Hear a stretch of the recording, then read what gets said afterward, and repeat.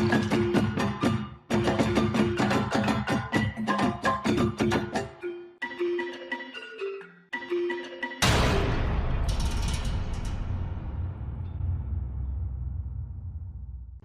Por bueno, ejemplo, ahí hiciste una aquí pausa, quizá es puedes importante cortar hacer el algunas video, precisiones. Sí, es que en QuickTime puedo Yo cortar en cuando hablo en mi pedacitos, texto luego y lo en cualquier aviento a otro de mis Final Cut, textos los sobre pongo y arte, ya los vuelvo a salvar. estoy hablando del concepto original romano, Ujú.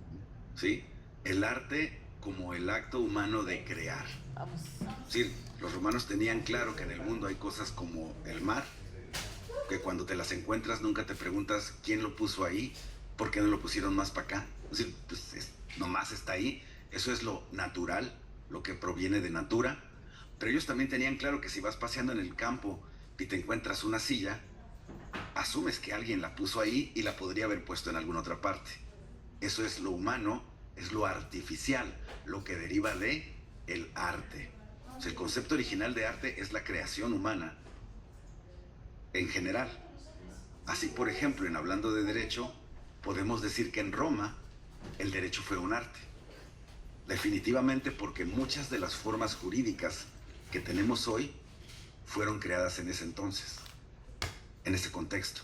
Ellos fueron creadores de formas jurídicas, mientras que hoy en día nosotros en nuestros procesos legislativos muchas veces lo único que hacemos es manipular, transformar, ajustar las formas que ya fueron creadas en Roma. Les damos su manita de gato, pero no creamos muchas formas nuevas. Y siempre, caray, como a Daniel, ¿no?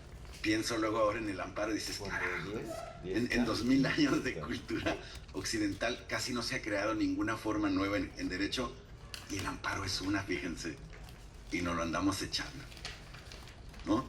Puro copiar a los romanos, y fue en México donde se nos ocurrió crear algo nuevo, y ahí nos lo andamos echando. Pero bueno, a eso me refiero con arte. Eso es difícil de entender hoy porque estamos un poquito atrapados en el contexto moderno de la cultura del Renacimiento para acá, que yo llamo la cultura burguesa. Y en esta cultura pensamos en el arte como la pintura, la escultura, ¿no? Pero eso no siempre fue así. Eso fue así en nuestra era porque estábamos recobrando la importancia de las cosas materiales frente a la idea espiritual del medievo. Pero en el contexto más amplio, todo lo que es artificial, todo es producto del arte. A veces esto nos cuesta trabajo de visualizar, pero hay ejemplos muy buenos. Tenemos luz eléctrica aquí, ¿no? ¿Cómo es que pasó eso? ¿Cómo es que llegamos a ir a la tienda y comprar un foco y poner luz eléctrica? La gente piensa que pues algún ingeniero, No, es artificial, es producto del arte inevitablemente. Pues, ¿de dónde salió la luz eléctrica? De un señor en un pueblito francés que quería contar una historia sobre un submarino. Pero en esa época la única forma de alumbrar era con antorchas o velas o lámparas de aceite, y en un submarino abajo del agua, pues te ahogas con el humo, ¿verdad? Su historia no funcionaba. Y él quería contar su historia. Andaban abajo del mar, ¿no? ¿Cómo cuento esa historia? Y dijo, ya sé, el capitán Nemo es tan trucha que logró atrapar en un frasco al vacío una chispa eléctrica y puso de esas y alumbró el submarino, y ahora sí mi historia tiene sentido. La gente que no entiende las cosas dice, ay, Julio Verne a lo mejor vio el futuro, tenía visiones. No, Julio Verne, como todos los demás artistas, creó el futuro, imaginó el foco eléctrico, y solo así después los técnicos, como Edison y todos los demás, que durante décadas después de esa novela trataron de hacer eso realidad, pues un día uno de ellos ganó la carrera y produjo la primera bombilla eléctrica. Pero no es el único, ni a él se le ocurrió lo del foco. Eran muchos los que estaban tratando de hacer una porque lo leyeron en la novela y dijeron, oye, qué buena idea, esto debe poder hacerse. Y ahorita mismo estamos tratando de hacer máquinas que sean tan convincentemente parecidas a un ser humano que tú digas, ya no sé si es la doctora, me la cambiaron por una máquina, ¿no? Que no puedas saber, algo así. Eso estamos tratando de hacer, ¿se dan cuenta? En Estados Unidos, en Corea, en Japón, tratando de hacer un robot que de veras parezca humano. Pero eso lo están haciendo los ingenieros porque a algún artista se le ocurrió en 1927 en una película muda en blanco y negro que se llama Metrópolis.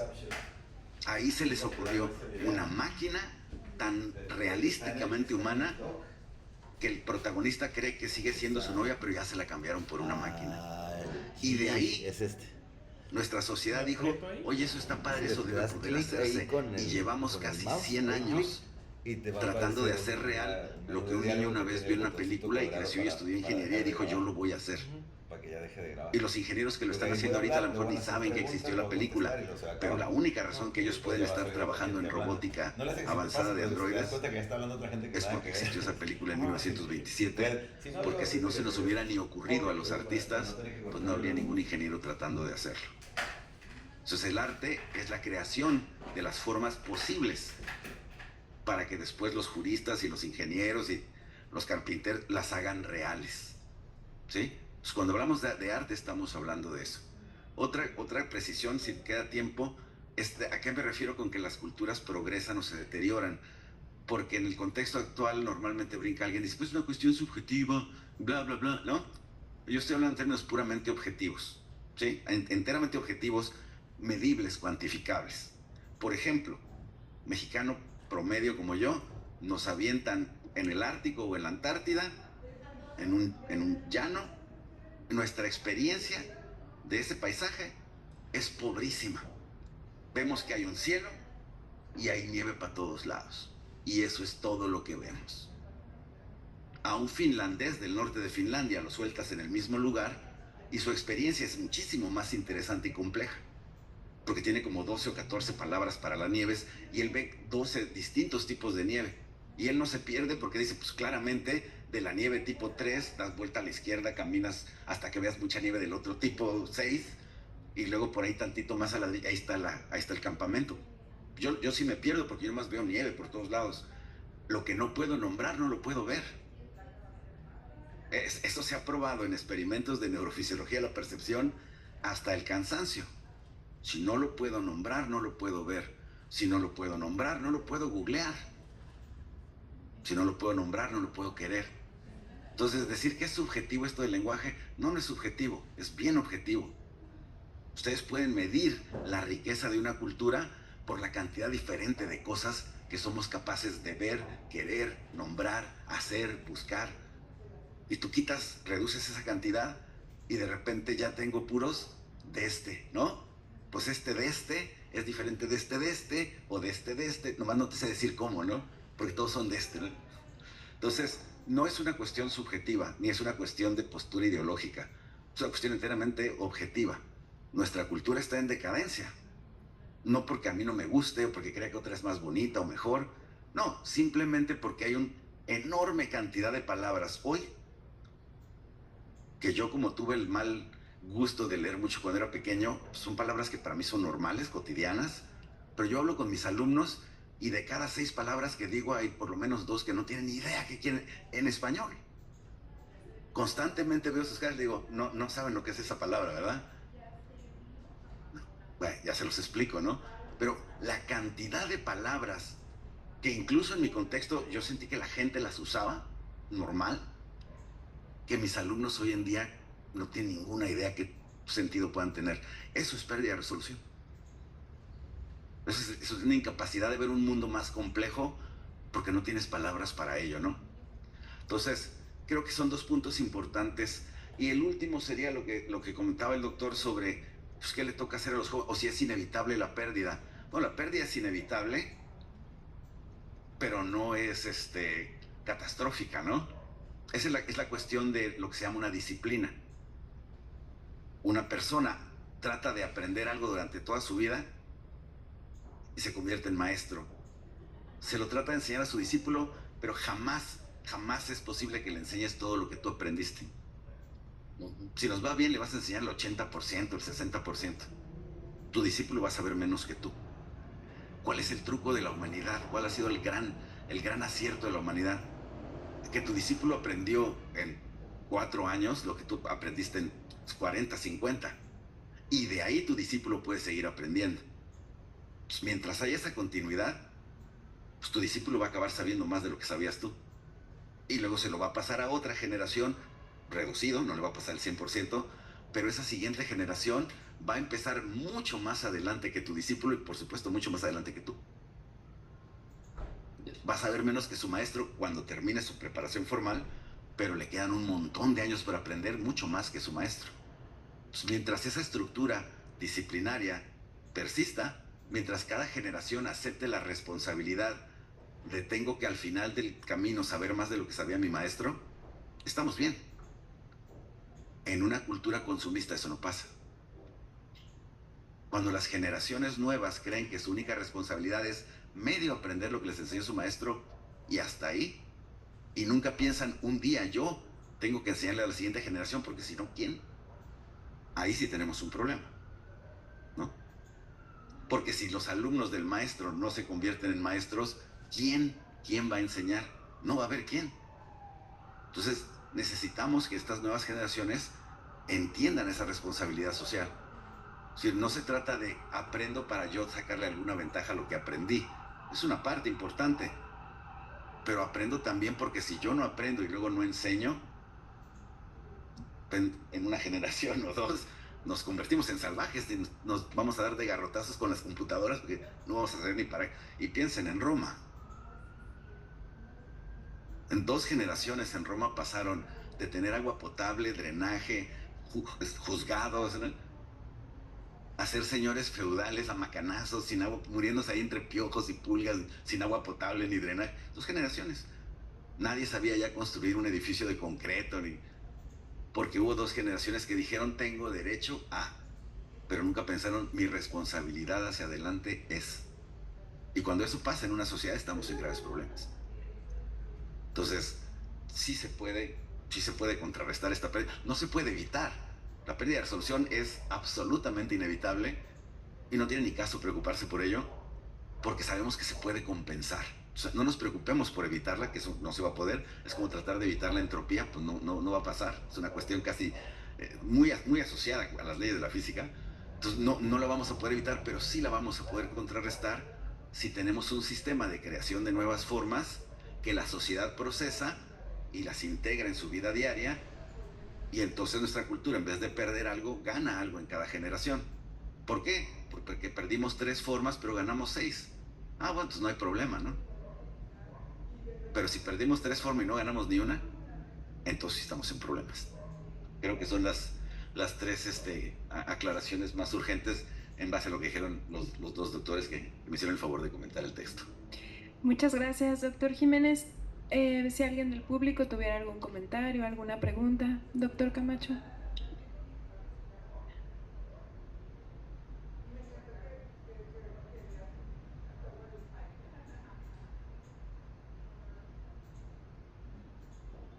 Muchísimas gracias por la exposición.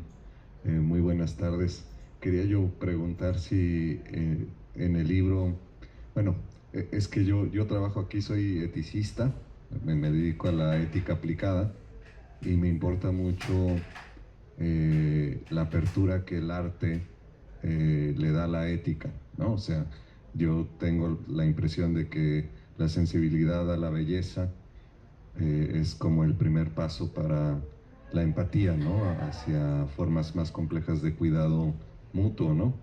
Entonces, quería preguntar si en el libro hay alguna parte que analice este cruce y sobre todo si hay una parte del libro que piense en estas cosas en Tijuana, ¿no? Porque, bueno, Tijuana es una ciudad muy joven, no sé si yo no lo veo que refleje los movimientos artísticos del siglo XX, a lo mejor sí, y yo no lo veo, ¿no? Pero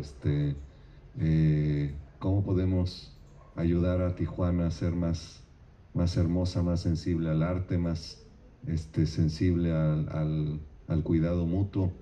Esas cosas me preocupan y les agradezco mucho su participación y bueno, cualquier cosa que se les ofrezca, aquí estamos. Muchas gracias, doctor Camacho. ¿Alguien más del público? ¿Sí?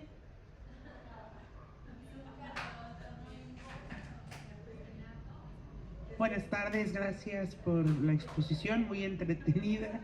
Perdón, el libro se me antoja ya revisarlo, leerlo, no lo conocía hasta ahora que tengo este acercamiento. Y sí me gustaría preguntar cómo justo intentar recuperar la cultura en un ambiente en el que las y los jóvenes tienen tantas influencias externas, cómo lograr seguir teniendo un lenguaje, no quiero decir purista o puro, porque eso pues, de ninguna manera forma parte de la evolución de una sociedad, el uso del lenguaje, pero como decía, que uno se refiere luego a los alumnos, incluso ya con decir discoteca, ¿no? Ya no nos vayamos al lenguaje más viejo, ya no nos entienden, ¿no? Hay conceptos o palabras que usamos y que ya nos ven con cara de, pues es que esta está muy viejita, ya no le entendemos cómo habla. Entonces, ¿cómo hacer para seguir manteniendo nuestras raíces, seguir manteniendo nuestra cultura, que los y las niñas y niños de comunidades en las que todavía se hablan lenguas indígenas no se sientan avergonzados por hablarlas, que se sientan orgullosos de seguirlas hablando? Vaya, ante tanta influencia, porque por ejemplo conocemos o sabemos de comunidades como la Sierra de Oaxaca, donde la mayoría de las personas se han ido a Estados Unidos para mandar dinero a sus comunidades, y pues ya todos los jóvenes traen sus Nikes y ya no quieren usar la ropa típica de la comunidad, ya no quieren hablar el zapoteco, ya no quieren... ya quieren hablar incluso con anglicismos, ¿no? Ya ni siquiera con nuestro español tradicional.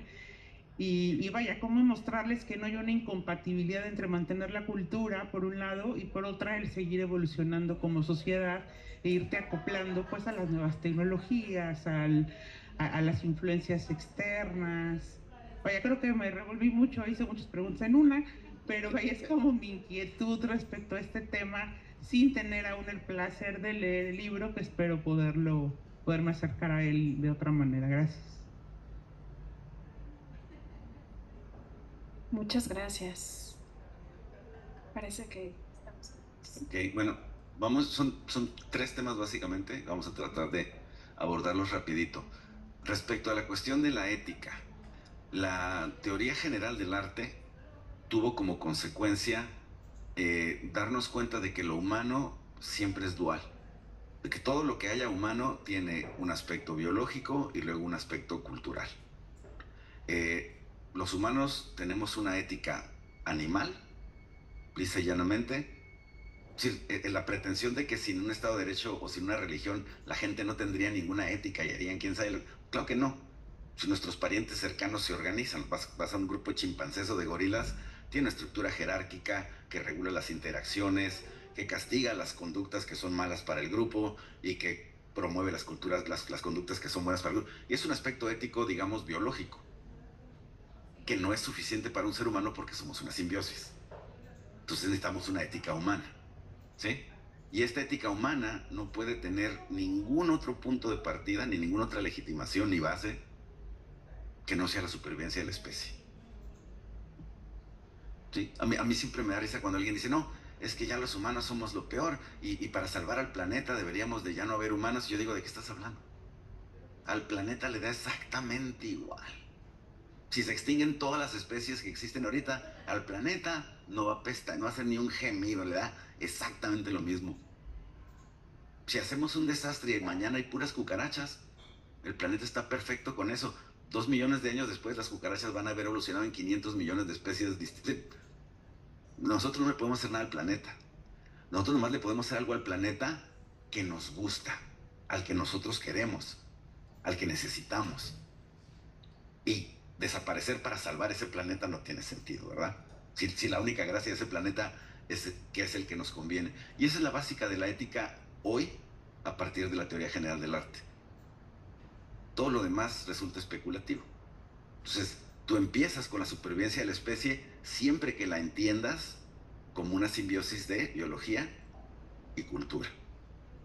Si haces eso, pues empiezas por donde se empieza, como decía el sombrero loco, empieza por el principio, ¿no? Y pues ya, y de ahí, ¿no? ¿Me explico? Antes de pasar al mantenimiento de las formas, tenías lo local. Es súper importante. Desafortunadamente, debo confesar, soy muy limitado. Mi capacidad de trabajo es muy limitada. Entonces yo decidí enfrentarme a las teorías generales. Yo trabajo con la teoría general del arte, con la teoría general del significado. En algún punto me estoy acercando a la teoría general del derecho, ¿no? Ahora, hace falta investigación que baje todas esas bases científicas que estamos desarrollando por más de 25 años a cosas concretas. En el caso de lo que nos ocupa, a lo que se refiere a Tijuana, urge.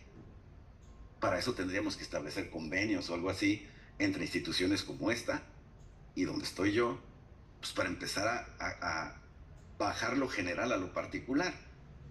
Porque pues, yo probablemente no voy a llegar vivo hasta el punto en donde pueda yo ocuparme de lo particular. Si con trabajos voy a acabar mi chamba que estoy haciendo ahorita antes de que ya no pueda escribir, no va a pasar que yo llegue a hablar de disciplinas particulares o en ciudades particulares. Eso no va a pasar. Pero sí puedo trabajar con la gente, y sobre todo cuando se ven un poquito menos viejos que yo, seguramente te da chance a ti o a cualquier investigador interesado en bajar estos avances, que lo que cambian sobre todo es que dejamos de hacer ciencias sociales que son ideológicamente definidas o filosóficas y empezamos a hacer ciencias sociales científicas. Lo que la teoría general del arte te da es la oportunidad de establecer una ética científica, de ciencias duras. No, aquí no hablamos de criterios de validez, lo dijo Aristóteles y lo dijo Schopenhauer, ¿no? Norberto Bobbio, quien sea. No, aquí estamos hablando de una ética que deriva de una realidad objetiva y de ahí para el real. Entonces, que hay que hacerlo para Tijuana, que hay que hacerlo para los jóvenes, que hay que hacerlo para lo económico, que hay que hacerlo para las culturas indígenas, hay que hacerlo para todo. El trabajo no está hecho. Todo este trabajo científico es tan nuevo y somos tan chiquitos y luego tenemos la desgracia de estar en una ciudad marginal.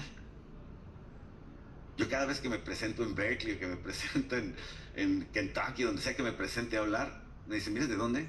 De México. Entonces vas a bailar o vas a prender un incienso. No, de hecho hago trabajo científico, ¿cómo presentar, no? Y por ahí alguien brinca, sí, es que ya está en la UNAM, ¿no? Digo, bueno, sí, ciertamente, yo estudié ahí, pero yo trabajo en una escuelita que está en Tijuana que se llama LESAR. Pues no tienes nada que venir a decir aquí, ¿no?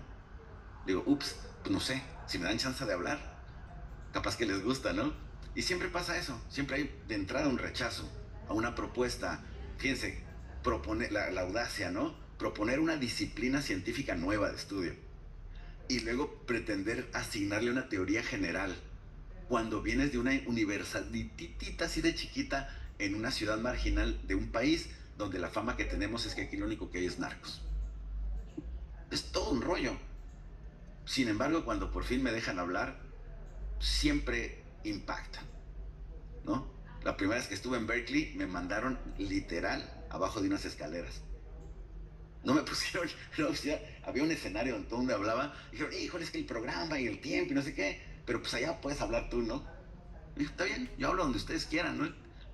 Yo empecé hablando allá como loco, solo abajo de las escaleras, y se acabó por vaciar toda la sala y todo el mundo acabó allá conmigo hasta que vinieron los organizadores a decir, oye, pues qué mala onda, está vacío aquí la sala principal, ¿qué tal si mejor te subes al escenario? ¿No? Porque, pues, mexicano, de Tijuana, ¿qué vas a decir tú que sea importante, no? Luchar contra ese prejuicio es bien difícil. Entonces, ¿qué hace falta? Pues que la gente como yo, que somos así de instituciones chiquitas, enlacemos con instituciones que tienen más power para ver si así podemos sacar estas 3 décadas de trabajo científico riguroso y que nos empiecen a tomar en serio sin necesidad de tanto drama, ¿no? Tanto en el país como fuera del país. Respecto a la conservación de formas, el libro específicamente trata de eso, ¿no? ¿Cómo le hacemos para la conservación de formas? Y lo que descubrimos aquí es que no se puede por decreto y no se puede por campaña. Tú puedes poner espectaculares, jóvenes, por favor, usen sus formas, va a pasar nunca. O sea, eso no va a suceder. ¿Cómo se hace esto? Se hace mediante políticas estatales inteligentes basadas en esta teoría. Por ejemplo, le das estímulos fiscales a la producción de cine y televisión para que incorpore las formas nacionales, para que vuelva chic y de moda usar las formas nacionales. Eso lo hicieron muy bien por mucho tiempo, aunque ya se les cebó los gringos, sobre todo en la época de entreguerras. El cine de ellos era 100% indoctrinador e ideológico, ¿no? Te generaban los modelos para todos los miembros de sociedad, lo que yo quiero ser. Eso que veo ahí es lo que yo quiero ser. Como él habla, yo quiero hablar. Como él se viste, yo me quiero vestir. Pues ellos dirigían a su sociedad de esa manera. Nosotros no lo hicimos conscientemente, pero lo teníamos. Si ustedes voltean a ver una película como A Toda Máquina, búsquenla, ahí está en el internet, van a ver una película hecha para la gente humilde y no educada de este país. Y escuchen el vocabulario que se maneja. Y compárenlo con el vocabulario que se maneja hoy en día en una universidad. Ahí vamos a ver si no hay pérdida de resolución. Escuchen la manera en que un homeless argumenta sobre su dignidad con un chavo pobre, porque los dos quieren ser policías. Es imposible pensar en una película contemporánea hecha en México donde dos personajes de esas características socioeconómicas hablaran así. Imposible. Eso es pérdida de resolución. Cuando hicieron esa película no dijeron, y ese es un problema grave porque a mí me lo dice la SEP, ¿por qué no le bajas al lenguaje en las clases? ¿Por qué no hablas como hablan los chavos? ¿Por qué no presionas a tus profes para que les hablen como hablan los chavos? Porque cada vez que haces eso, hay pérdida de resolución. Yo le bajo a mi lenguaje y ellos le bajan otro tanto más. Si yo quiero que mi cultura permanezca o mejore, yo tengo que empujar a mis alumnos a aprender a hablar como universitarios y probablemente no van a cachar el 100%, ¿verdad? Por la pérdida de resolución. Entonces, si en el cine la política es que hablen con puras groserías y de manera burda porque si no el público no va a entender, pues tú agarraste a la población mexicana y les bajaste el nivel cultural de un plumazo. Si lo hacemos en la televisión, si lo hacemos en los influencers, pues ¿qué se necesitan? Políticas públicas donde digas, libertad de expresión, haz lo que te dé la gana, pero si tus personajes hablan un buen español, te doy un incentivo fiscal. Si tus personajes muestran, por ejemplo, obras de arte, o en tu novela, en tu película, van a ver una obra de teatro nacional o de danza nacional, y convierten eso en la idea de que eso es chic, que la gente que sigue a esos personajes diga, yo también voy a ir al teatro, a la danza. Esa es la manera de formar públicos. Formar públicos desde el Secut no va a pasar. Vas a formar públicos desde el TikTok, vas a formar públicos desde Instagram, vas a formar públicos desde YouTube, ahí vas a formar públicos. Si no lo estás haciendo así, no vas a ningún lado. Pero en México no tenemos ese tipo de políticas, ¿no? Sí, en México, si tú tienes un presupuesto de difusión en una institución de cultura, ¿para qué es ese presupuesto? Para promover la institución, nunca para difundir el arte. Nunca vas a ver un anuncio del Secut o de ICBC o del IMAC, un programa, un cartel, algo donde le estén mostrando a la gente la obra, o le digan de qué va la obra, o cómo se puede apreciar esa obra. Siempre va a ser propaganda institucional. Vean qué chidos somos, estamos trabajando, hicimos muchas cosas, y está bien. Hay un renglón presupuestal para eso, pero debería haber una política importante de acercar el arte a la gente, en vez de llorar porque la gente no va a ver el arte. Lo cual, otra vez, no va a pasar, por más que tú le pongas cartelitos, ándale, vayan a ver, vayan a las exposiciones, no van a ir. Así no funciona esto. El libro se mete muy a fondo, y de hecho hay un segundo libro en camino. Curiosamente iba a ser el otro libro primero, pero descubrí que no lo podía hacer sin hacer este, porque implicaba un montón de cosas que no había explicado en ninguna parte. Tuve que hacer este primero. Viene un segundo libro que es específicamente políticas culturales.